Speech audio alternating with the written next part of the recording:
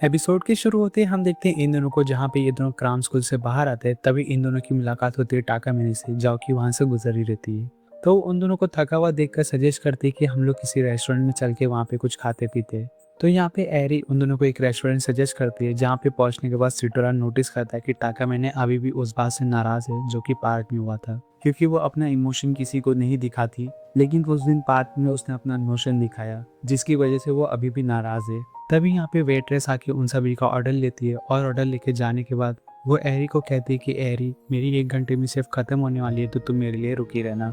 और वो इतना कहकर वहाँ से चली जाती है। तो ये चीज़ देखकर सिटोरा उससे पूछता है कि क्या तू उस लड़की को जानती है। तो एरी उससे कहती है कि हाँ, मैं उसे जानती हूँ, क्योंकि हम लोग सेम हाई स्कूल में पढ़ते हैं और वो यहाँ पे काम करती है इसके लिए। और वो इतना कहकर सिटोरा के साथ बात करने लगती है। तभी टाका मैंने उससे कहती है कि अच्छा सिटोरा, तुम्हारी पढ़ाई कैसे चल रही है। तो सिटोरा कहता है कि बहुत ही अच्छी, और मैंने क्राउन स्कूल में एडमिशन लेके और भी अच्छा किया, क्योंकि इसके बाद मैं अच्छी तरीके से फोकस कर पा रहा हूँ। और मज़े की बात यह है कि मेरे साथ सेम क्लास में एरी भी है।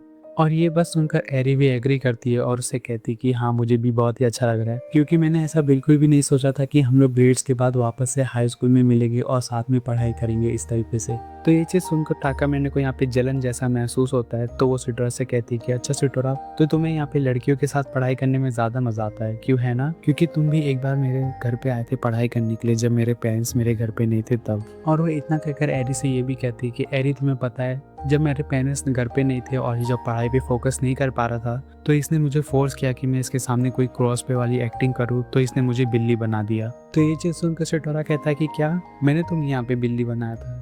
लेकिन आयरा उन दोनों की बात को इग्नोर करते हुए कहती है कि मेरे दिमाग में एक बहुत ही अच्छा आइडिया है, क्यों ना हम लोग एक ग्रुप स्टडी करें और स्टडी करने के बाद वहीं पे साथ में सो जाए। तो ये चीज़ सुनकर सिटोरा कहता है नहीं, हम लोग खाली स्टडी करेंगे, सोएंगे नहीं। तो ये चीज़ सुनकर आयरा का मुंह बन जाता है और वो उससे कहती है कि क्यों, तुम यहाँ पे चिंता क्यों कर रहे हो?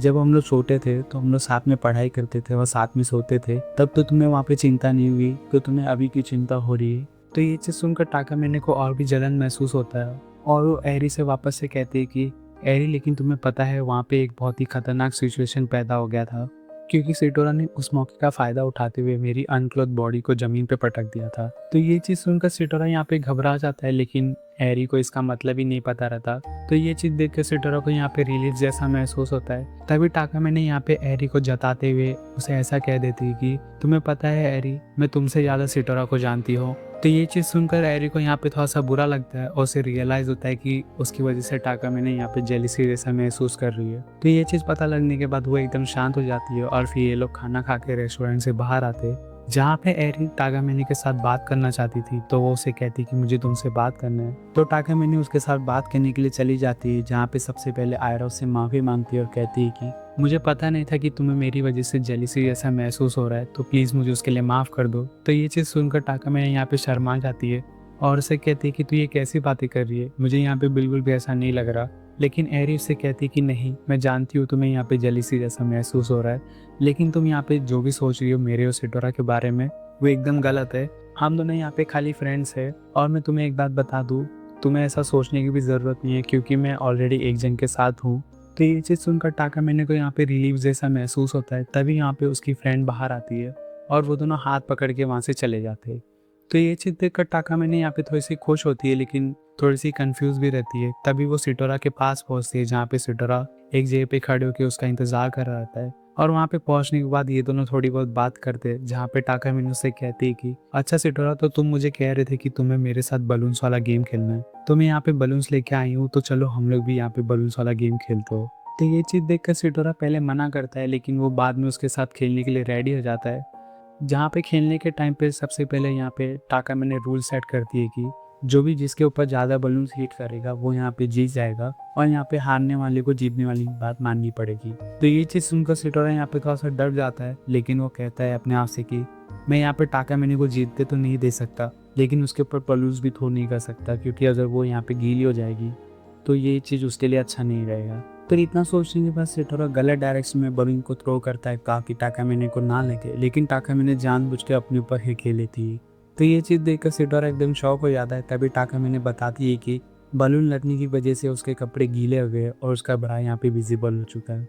तो ये चीज़ देखकर सिटोरा यहाँ पे ख्याल में खो जाता है और उसे याद आता है कि यही सिमिलर सिचुएशन उसके साथ हो चुकी है पहले। जब वो एरी के साथ यहाँ पे गेम खेल रहा था तो उसके कपड़े चकीले हो गए थे, तो एरी ने उसे बताया था कि उसने यहाँ पे कपड़ों के नीचे कुछ भी नहीं पहने, जिसकी वजह से उसके स्किन डायरेक्ट विजिबल हो रहे थे। लेकिन टाकामिने ने यहाँ को ब्रा पहना है तो उसके ब्रा यहाँ तो विजिबल है।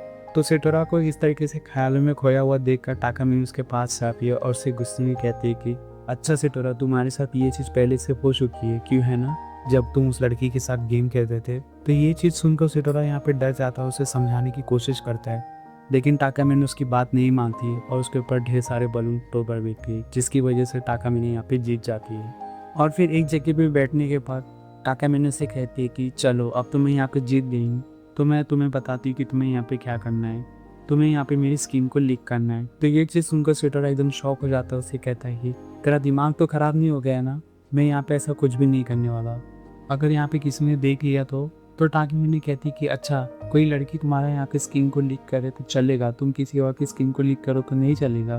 तो ये चीज़ सुनकर सेटोरा कहता है कि ठीक है, मैं तुम्हारे नेक को लीक करने के लिए तैयार हूँ। तो ये चीज़ सुनकर टाकामिने कहती कि नहीं, मैं तुम्हें यहाँ पे मेरे नेक को लीक करने नहीं दूंगी, तुम्हें यहाँ पे मेरे स्पीड स्पॉट को लीक करना है, जैसे कि मेरा चेस्ट, मेरा स्टमक या फिर मेरे पैरों के बीच में। तो ये चीज़ सुनकर सेटोरा एकदम शर्मा जाता है और उसे कहता है कि तेरा दिमाग तो ख़राब नहीं हो गया है ना, मैं ऐसा कुछ भी नहीं करने वाला, क्योंकि ये बहुत ही ज़्यादा गंदा है। तो टाकामिने कहती कि नहीं, तुम इस बात की चिंता मत करो और इसमें कुछ भी गंदा नहीं है। तो ये चीज़ सुनकर सेटोरा को रियलाइज़ हो जाता है कि टाकामिने ने यहाँ पे डिसाइड कर लिया है, अब टाकामिने को मनाने का कोई भी फ़ायदा नहीं। तो वो यहाँ पे लीक करने के लिए तैयार हो जाता है और फिर ये दोनों एक कोने में जाते हैं जहाँ पे सेटोरा बहुत ही हिम्मत करके उसके स्टमक को लीक करता है। अब फिर लीक कर लेने के बाद वो दोनों वापस से आके बैठते हैं, जहाँ पे टाकामिने से कहती है कि सॉरी सेटोरा, मुझे माफ़ कर दो, मैं हद से आगे बढ़ गई थी, लेकिन मैंने ऐसा जानबूझ के किया ताकि तुम उस लड़की के बारे में भूलकर खाली मेरे बारे में सोचो। लेकिन यहाँ पे सेटोरा ये सारी बातों को सुन ही नहीं पा रहा रहता है, क्योंकि वो वहाँ पे बहुत ज़्यादा एक्साइटेड हो जाता है और वो ये के बेहोश हो जाता है, जिससे कि देखकर टाकामिने घबराने लग जाती है और उससे कहती है कि रुको, मैं यहाँ पे टाइम को रिवाइंड करती हूँ। और फिर यहाँ से सीन थोड़ा सा आगे बढ़ता है, जहाँ पे हम देखते हैं कि ये दोनों घूमने के लिए आए हुए रहते हैं और यहाँ पे आने से पहले ही टाकामिने ने सेटोरा को मैसेज कर दिया रहता है। तो वो टाकामिने के साथ घूमने के लिए तैयार हो चुका रहता है और फिर ये दोनों यहाँ पे आ चुके थे।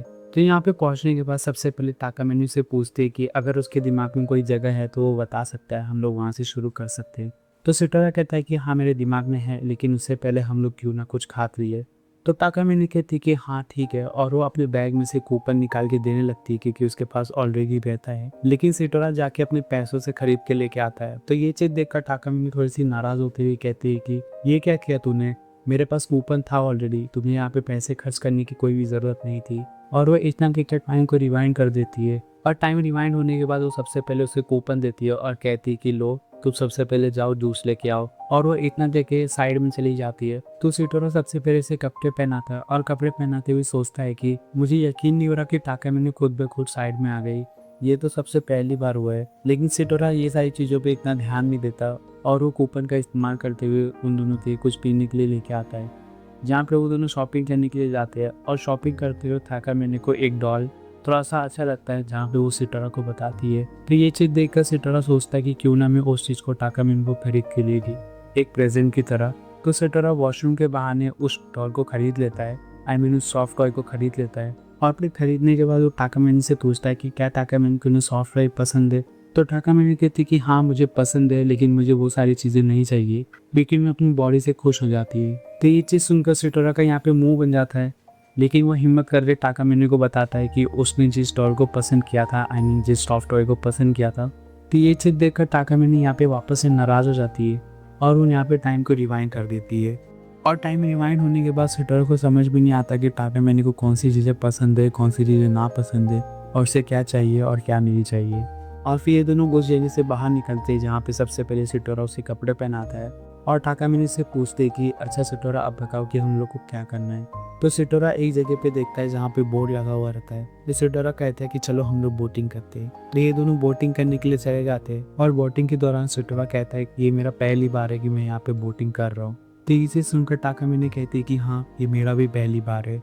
तो सेटोरा ये चीज़ सुनकर थोड़ा सा शॉक होते हुए कहता है कि क्या ये तुम्हारा भी पहली बार है। ये चीज़ जानकर मुझे थोड़ा सा अजीब लगा, क्योंकि मुझे लगा था कि तुमने ये सारी चीज़ों का एक्सपीरियंस पहले से ले लिया रहेगा, जैसे तुम्हारे पास ऑलरेडी बहुत सारी चीज़ों का एक्सपीरियंस है।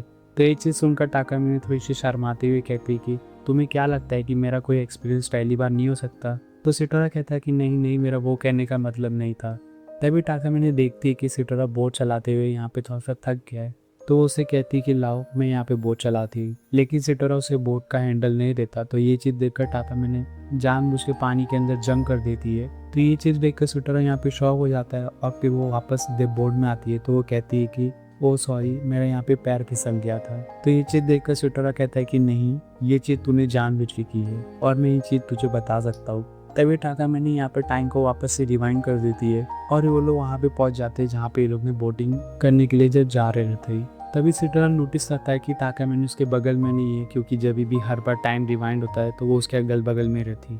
तभी वो टाकामिने को ढूंढता है जहाँ पे टाकामिने एक साइड में खड़े होकर कुछ तो कर ही रहती है। तभी सिटोरा उससे पूछता है कि टाकामिने ये क्या कर रही है? तो टाकामिने कहती है कि ये कैसा सवाल है, चलो अभी बताओ कि हमें आगे क्या करना है। तो सिटोरा कहता है कि नहीं नहीं, मैं ये चीज़ नहीं पूछ रहा हूँ, मैं ये पूछ रहा हूँ कि तू क्या कर रही है अभी, तू खुद से क्यों अंडरगार्मेंट नहीं पहन रही है? तो ये चीज़ सुनकर टाकामिने शर्मा जाती है और उसे कहती है कि मैं यहाँ पे जानबूझ के पहन रही हूँ क्योंकि तुम्हें ये सारी चीज़ें पहनाने में बहुत ज़्यादा टाइम लग रहा है और मुझे ये सारी चीज़ें जल्दी से करनी है इसके लिए। और वो इतना कहकर शर्माते हुए उसे आगे चली जाओ अपनी।